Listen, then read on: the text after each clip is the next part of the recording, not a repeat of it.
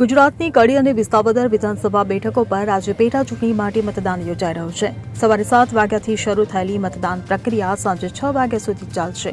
બંને બેઠકો પર ભાજપ, કોંગ્રેસ અને આમ આદમી પાર્ટી વચ્ચે રસપ્રદ ત્રિપાંખીયો જંગ જોવા મળી રહ્યો છે। ત્યારે અત્યારે સૌથી વધુ વિસાવદરમાં માહોલ ગરમ જોવા મળી રહ્યો છે।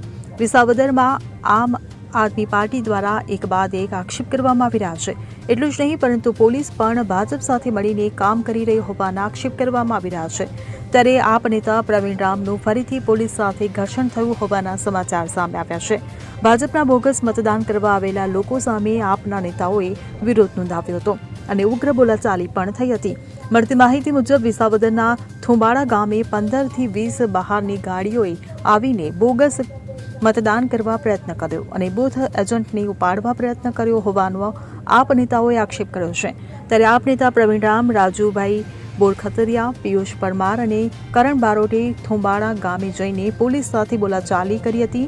આ ઘટના બાબતે બૂથ એજન્ટે લેખિતમાં ફરિયાદ કરી છે। વિસાવદરમાં અત્યારે થુંબાડા ગામમાં થોડા સમય પહેલા એવી ઘટના બની કે 15 જેટલી ગાડીઓ આવી। એ ગાડીના પાર્સિંગ વિસાવદર વિસ્તારની બહારના હતા, કોઈના રાજકોટના પાર્સિંગ હતા। આ લોકોએ સીધા આવી અને અહીંયા આમ આદમી પાર્ટીના જે બૂથ એજન્ટ છે એમને બહાર આવવા માટે કીધું।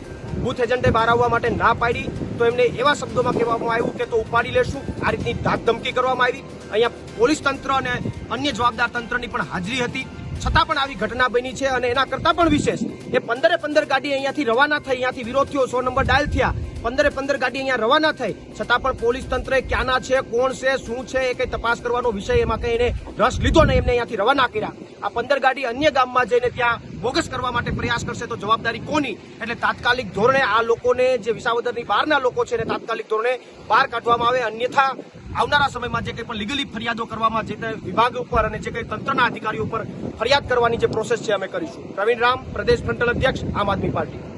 Bureau report, CN24 news. હવે જુઓ દેશ દુનિયાની તમામ ખબરો તમારી આંગળીના ટેરવે। ઉઠાવો મોબાઈલ અને ગૂગલ પ્લે સ્ટોર પરથી ડાઉનલોડ કરો અમારી CN24 ન્યૂઝ મોબાઈલ એપ।